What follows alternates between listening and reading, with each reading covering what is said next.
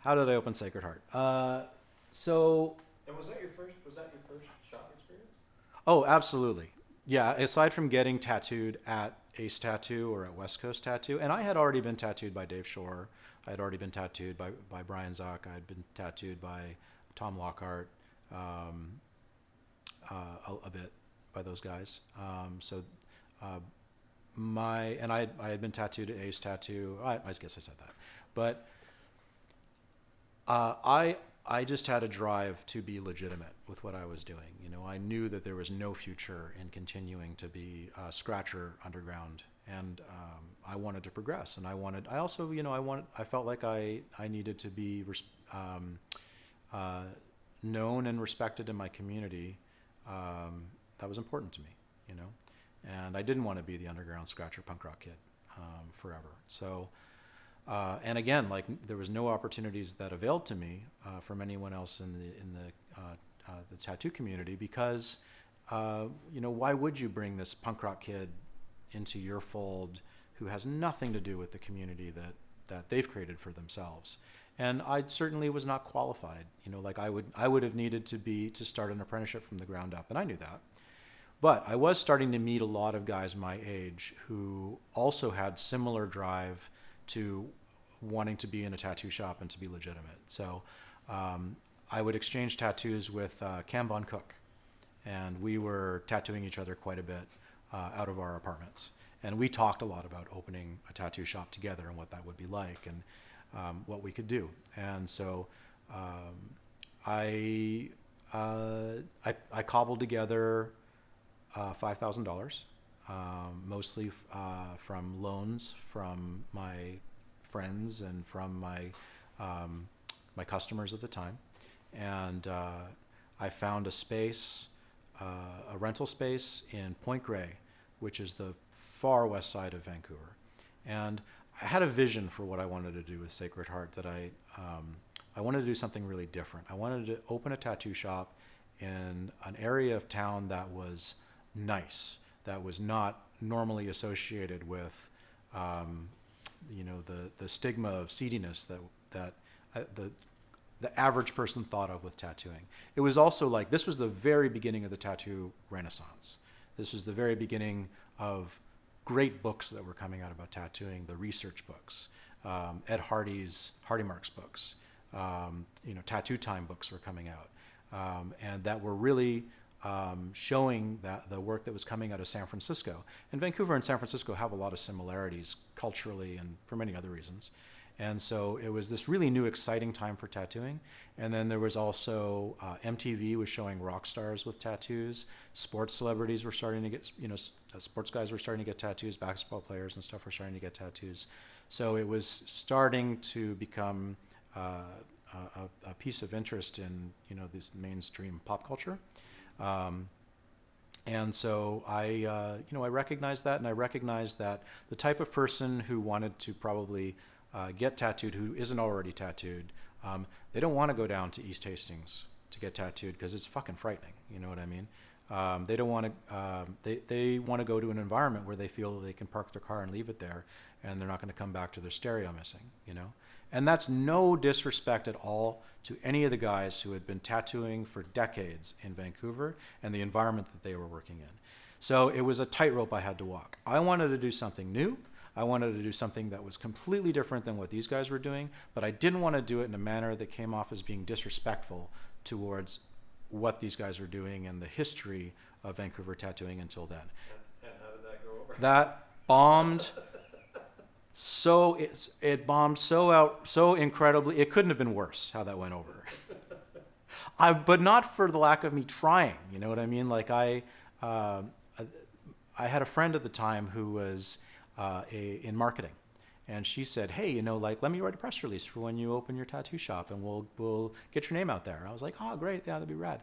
And then all of a sudden, when we opened Sacred Heart in Point Grey, we were on the front page of every single newspaper in British Columbia. We were on the front page of the Province. We were on the front page of the Vancouver Sun. We were on the front page of the Vancouver Courier and the West Ender, and we were on the Point Grey News, and all these.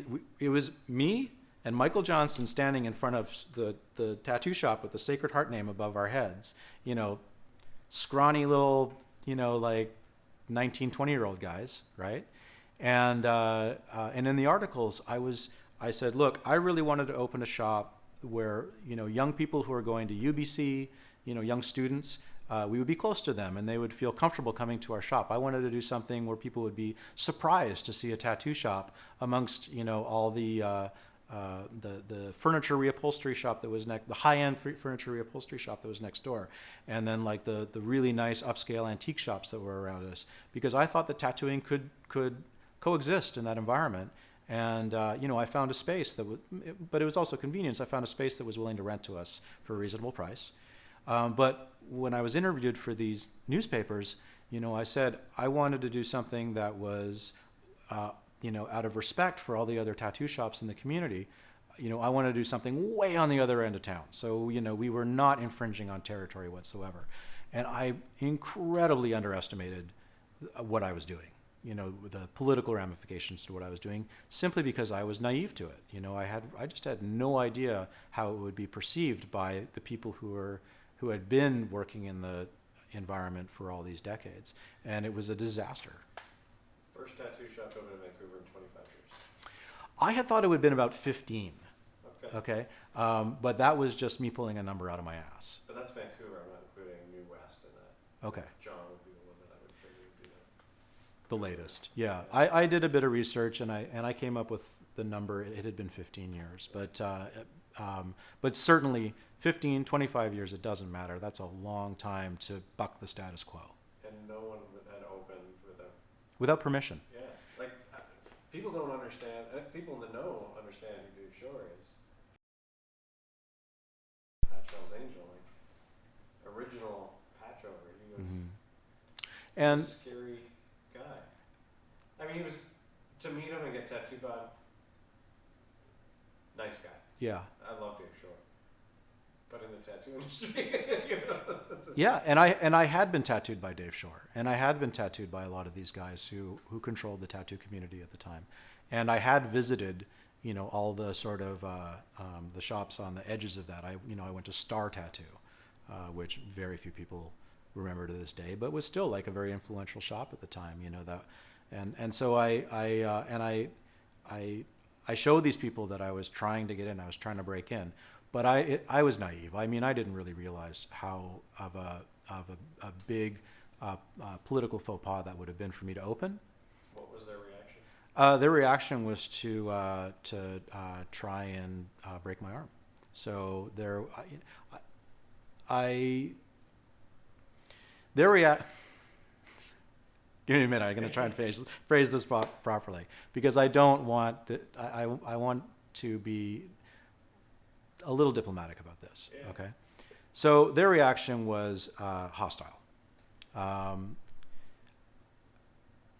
would be tattooing in my room, and I could see the street from outside, and I'd see some guys on Harleys roll by a couple times and slow down and look, ride back, slow down and look. What? Okay. And then a couple days later, big burly dudes came in. And which one of you is Adam Sky? That's me. Walk right into my station, grab my arm, lay it on the counter, pulled out a blackjack, and just started wailing on my arm to try and break it. And I didn't know what was going on. Like I thought, am I being robbed? Like what's happening here? I don't know who these people are. It was completely like I had no idea. And tried to break my arm, but didn't. Then they left. The police showed up. You know, no, we couldn't do anything with it. You know what I mean?